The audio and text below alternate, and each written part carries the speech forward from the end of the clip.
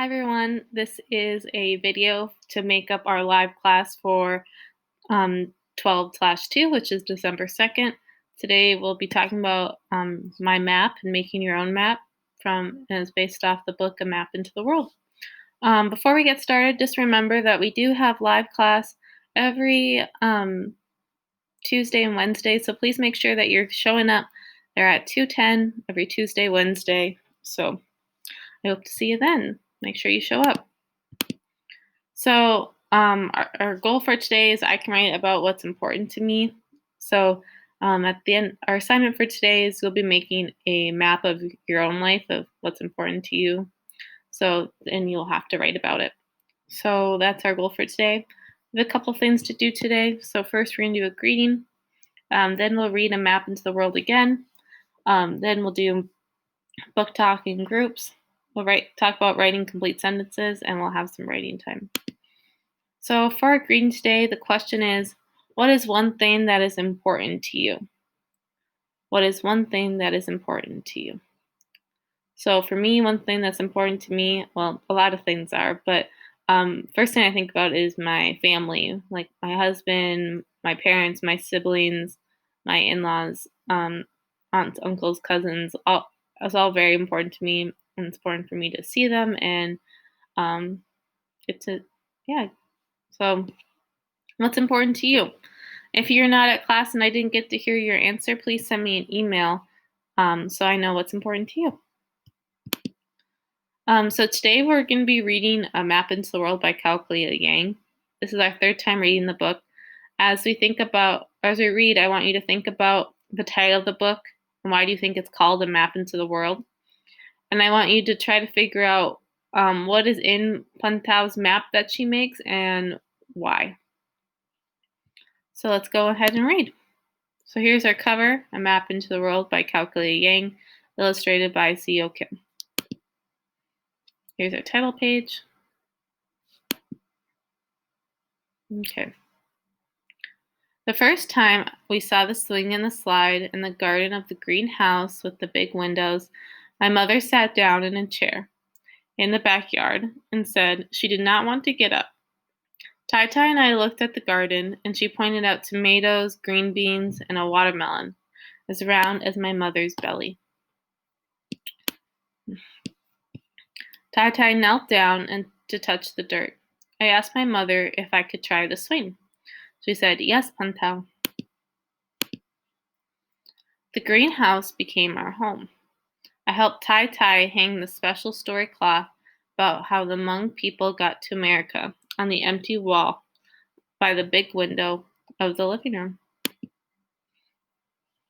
We saw an old man and woman through the window. They waved. We waved back. Later, my mother and father brought me across the street. The old man's name was Bob. The old woman's name was Ruth. Up close, I could see that they were even older than Tai Tai. Tai Tai and I were in the garden picking tomatoes and beans and checking on the watermelon when my parents brought my baby brothers home from the hospital. I ran to the gate. The boys were smaller than my baby dolls, but cuter than any doll, with their fuzzy heads and red lips and round brown eyes. Some days the babies cried very loud. I covered my ears with my hands and asked my father to take me outside. Bob and Ruth sat on their special bench. We waved back and forth. The leaves of the two ginkgo trees by Bob and Ruth's house turned yellow like apricots. One day, a brisk wind blew the fan-shaped leaves came flying down. They covered the grass and the street and the dark mouth of the drain. Bob raked while Ruth sat and watched. I brought in a leaf for my babies to touch, but my mother said, "They're still too little, Pun Tao." The snow made the world quiet around us. We stopped, seeing Bob and Ruth outside. The snowflakes fell on their driveway and glittered in the gray light. I made a ball of snow for my brothers, but it melted before they woke up from their nap. At night, I looked out our big window at Bob and Ruth's house to see lights shining across the street.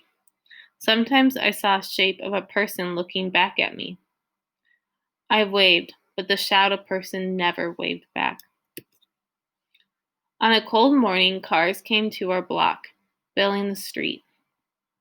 Car doors slammed as men and women in thick jackets walked quickly to Bob and Ruth's house. My father said, "Ruth has died. Our family is coming to say goodbye." I felt sad for Ruth. My brothers just played with their toys above them.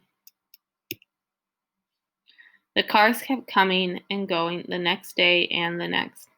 I swayed back and forth on my toes by the big window. I tried to lift one of my brothers so that people could see how cute he was, but he cried, and my mother said, "You're still too little to carry him, Puntao." After the Hmong New Year, my baby brothers learned how to sit on their own, and we all sat looking out the big window together.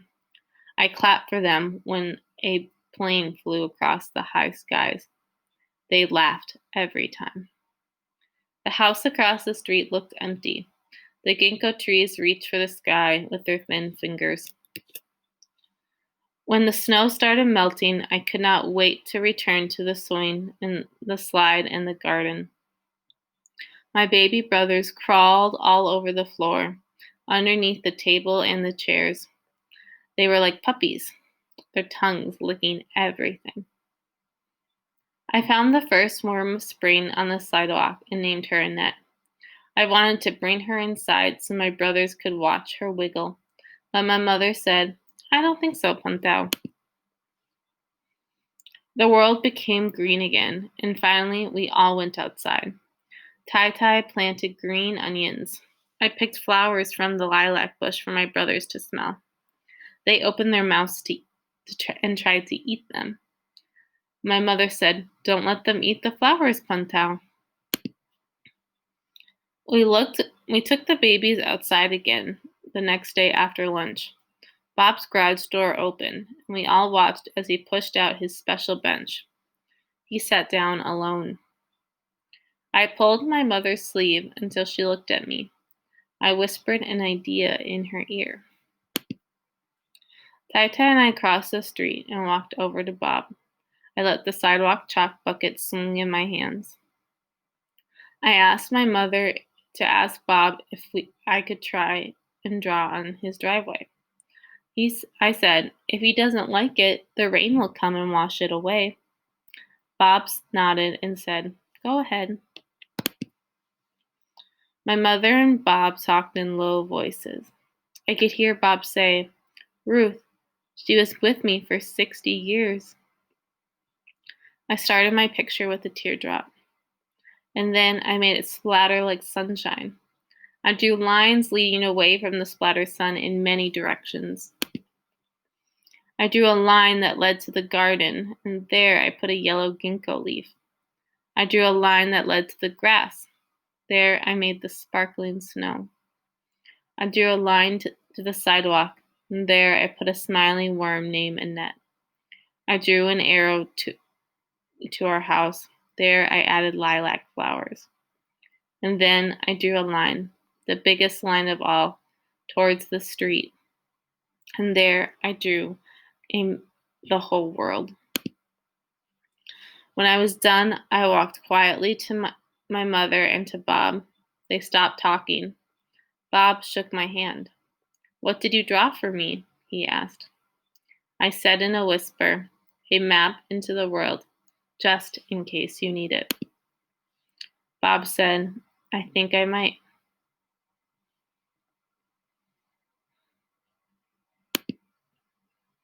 So that was the end of the book. So today, like I said, we are going to be making a map. So I want you guys just to take a minute here and look at this map that the main character Puntao drew. What do you see included in it? Why do you think she put it there?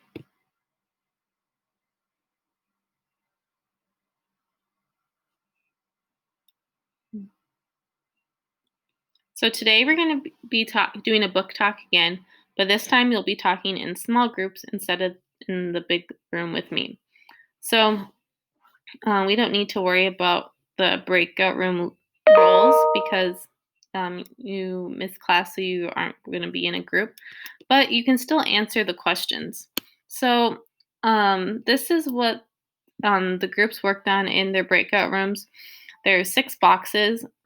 This first box is where you write down the roles, so you can just ignore that. But then we have 5 questions to answer. So, question 1, what did Puntao include in her drawing? Question 2, why did Puntao make the map? Question 3, why do you think the title of the book is A Map into the World? And what makes the drawing a map? And the last question, what would you put in a map of your world? So, since you're not getting to answer these questions in your group, you can still answer these 5 questions by sending me your answers in an email so that I know you watched it and are doing what you need to do. So, after groups, we're going to be just quickly talking about complete sentences again. So, yesterday we talked about this before.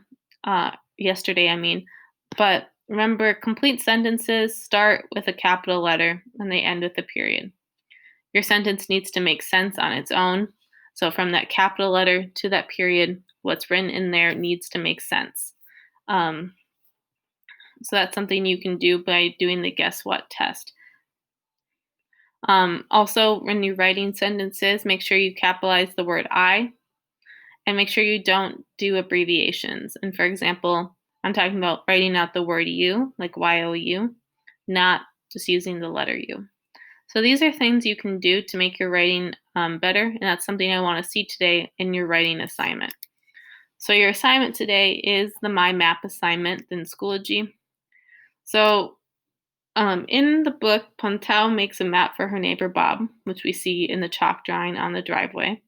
And she puts the items that are important to Bob, the things that are in their neighborhood that they see every day. She puts in things that are part of his life, like the bench and the tears from Ruth dying.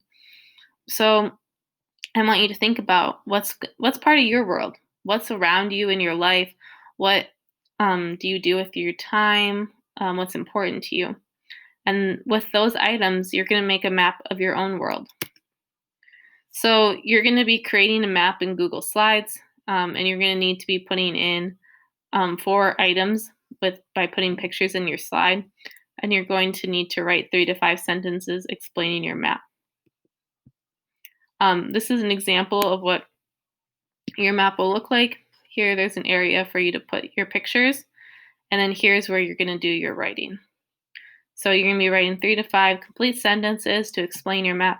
Remember to use capital letters and periods. An example might be, I put blank in my map because blank, or I have blank in my map. So this is a direction video that explains exactly how to do it and where to go in Schoology. I'm not going to play it because this video is in Schoology. So if you need help with this assignment, please watch this video. Oops, I did not mean to hit play.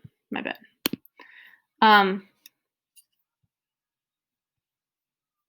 Oops, sorry. So this is an example of my map that I wanted just to show you quickly as you're thinking about what to put in. So this is my husband over here and me. This is my family. This is a picture of Washington, picture of a sunset that I took this fall, and some maps of North Dakota and Minnesota. So this is what I want your map to look like. So up here in this top area, you have the pictures, and then down here you have your writing, and your writing's explaining why you put why you put this in your map and what it is. So this example is in Schoology. I'm not going to take the time to read it right now because I do explain why I put this in my map in the video. So if you go into Schoology, you can see the assignment video so you're going to need to click on the slides and open it up and complete in there. So right now we're going to move into work time. So it's time just to get everything done. like I said. Um, like I said, if you need any help with the assignment, send me an email or watch that video. Um, so I hope you guys have a good day. Remember, try to make sure you're coming to live class as much as possible. I'll see you later.